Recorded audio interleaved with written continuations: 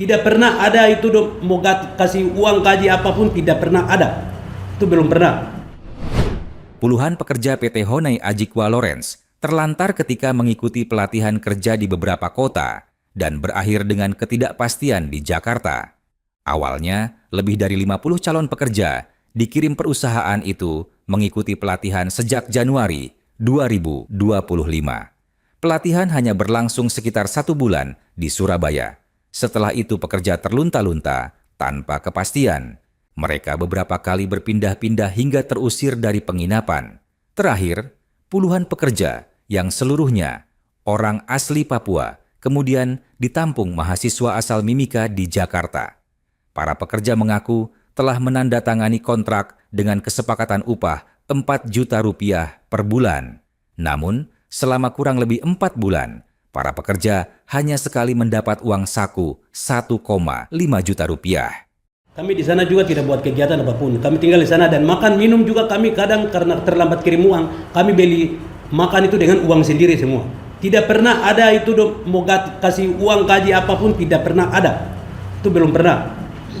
Kami hanya minta-minta ke orang tua kami dan mereka yang kirim uang kita beli makan. Kadang mereka kasih uang juga 300-200 untuk makan, itu juga pun sore baru kami bisa dapat makan. Jadi sepanjang hari ini kami harus tinggal bertahan. Makanya kita minta bantuan sama orang tua kami untuk kirim uang. Menyikapi kondisi itu, Bupati Mimika Johannes Retop mengutus Kadisnaker dan Asisten 1 bersama tim advokasi menjemput para pekerja yang tersisa 21 orang di asrama mahasiswa Mimika di Jakarta pada Kamis 1 Mei. Ini langkah yang diambil oleh pemerintah daerah. Adik-adik, saudara-saudara semua, jangan berpikir ada hal lain yang segala macam. Seperti kronologis yang tadi diceritakan itu, bagi kami pemerintah daerah ini, kami hanya melihat dari sisi kemanusiaan. Ya, kami tahu bahwa adik-adik ini ditelantarkan. Ya, tetapi langkah apa yang harus kami lakukan? Mungkin adik-adik merasa bahwa ini terlambat.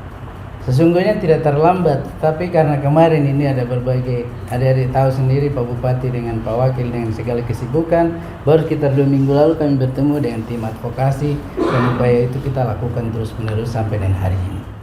Bupati Mimika kemudian menyambut kepulangan para pekerja di Bandara Moses Kilangin Timika pada Jumat 2 Mei.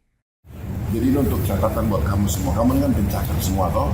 Jadi kalau kamu mau mencari kerja, ada perusahaan yang datang menawarkan pekerjaan ataupun apapun di sini, kamu selalu berhubungan dengan dinas tenaga kerja, begitu ya, supaya memastikan perusahaan ini betulkah, tidakkah, begitu ya.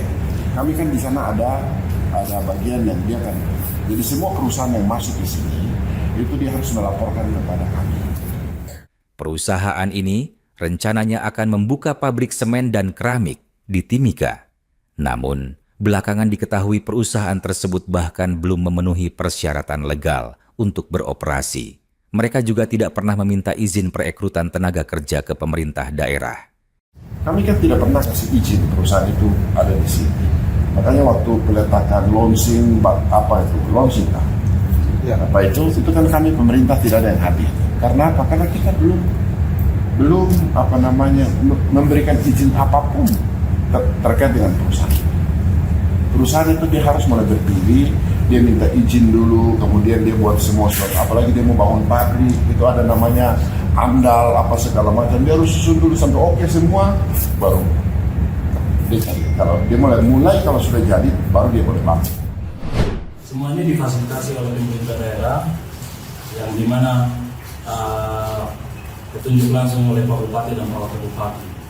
Secara pribadi, kami tim advokasi menyampaikan terima kasih kepada pemerintah daerah dan juga kepada Pak Asisten 1, Pak Kepala Dinas Disnaker, Pak Ketua DPR dan Pak Agus Murid, di mana perjuangan kami ternyata tidak sia-sia. Dari sisi kemanusiaan kami berjuang, ternyata cara Tuhan itu berbeda.